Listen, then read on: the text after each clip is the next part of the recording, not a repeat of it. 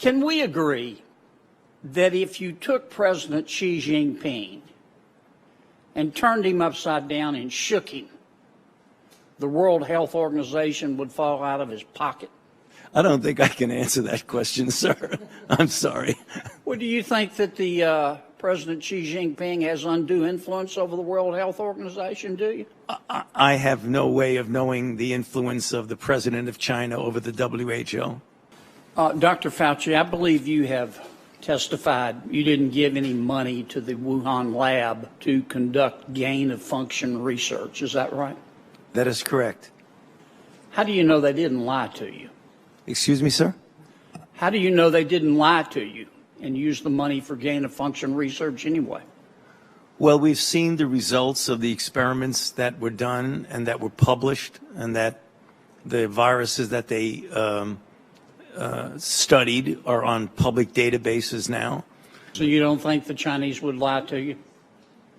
Well, when you say the Chinese are a rather broad group. I know the scientists that we've dealt with have been trustworthy. Mm-hmm. You think all the scientists have told the truth in terms of the origin of the Wuhan virus and not been influenced by the Communist Party of China, do you? I don't have enough insight into the Communist Party in China to know the interactions between them and the scientists, sir. Dr. Collins, in 2019, I wrote to you and the then FDA commissioner requesting an update on efforts by NIH and FDA to research psychedelic drugs to treat mental health illnesses. Since then, there have been a number of potentially promising peer-reviewed clinical research on this topic. Can you give me an update on what the next steps may be? I appreciate the question. Yes, there has been a resurgence, I think, of interest in psychedelic drugs, which for a while were sort of considered like not an area that researchers legitimately ought to go after. And I think as we've learned more about how the brain works, we've begun to realize that these are potential tools for research purposes and might be clinically beneficial.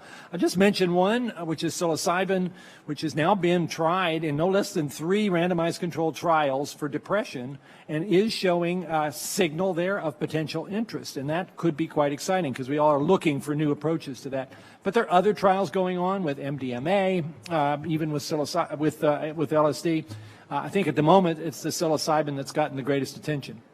SARS, we knew the host in 4 months. MERS, we knew the host in 9. We still don't know the host for COVID, even though, and China's not being transparent about it, even though they have a vested interest in producing the host, so they can put all those down.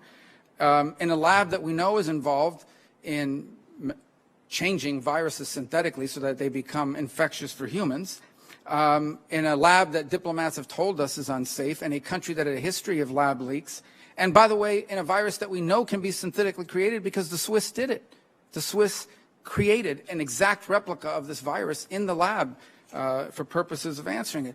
Based on everything I've just cited, what is it that we're basing the higher likelihood of naturally occurring? Is it simply because that's all we've ever seen in the past? Well, we have historical experience that happened with SARS-CoV-1. It happened with MERS. It happened with HIV. It happened with virtually all the influenza pandemics. So the historical basis for pandemics evolving naturally from an animal reservoir is extremely strong. And it's for that reason that we felt that something similar like this has a much higher likelihood. My whole point is there are people out there who had Facebook posts taken down, were called kooks, conspiracy theorists, for saying publicly a year ago what we now say may be possible. And I think those people deserve an apology at a minimum. So have we found any animals that carry COVID-19 that could have been the source of the transmission to humans thus far? Thus far, not. I mean, if what you're referring to, Senator, is an intermediate host, right? We know clearly, for example, with SARS-CoV-1, that a bat virus went into a civet cat, which then transmitted it into the human population. With MERS, it was a bat to a camel to human.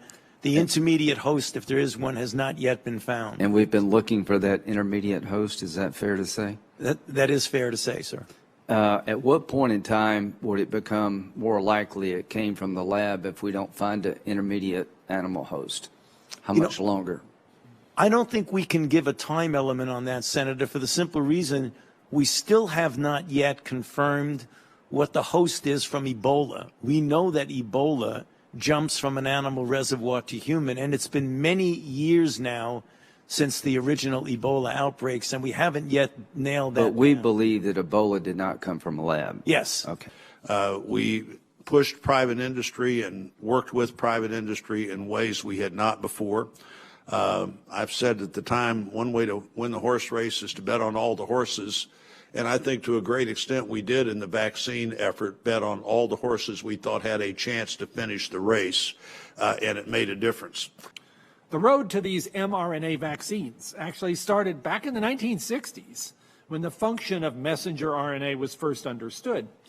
These messengers carry instructions from the cell's DNA manual to produce the proteins that do the work. Now, for vaccines, we knew that certain proteins, like the spike proteins on the coronavirus, could spur an immune response. But might it be safer and just as effective to use the RNA that codes for those spike proteins to instruct the patient's body to produce them? And it took a lot of obstacles to surmount to get there over more than 20 years, but we are blown away by how well it works. In parallel, other NIH-supported scientists, including some at our own Vaccine Research Center, learned that locking those spike proteins into the right configuration could make an even better vaccine. So when COVID hit, we knew exactly what to do.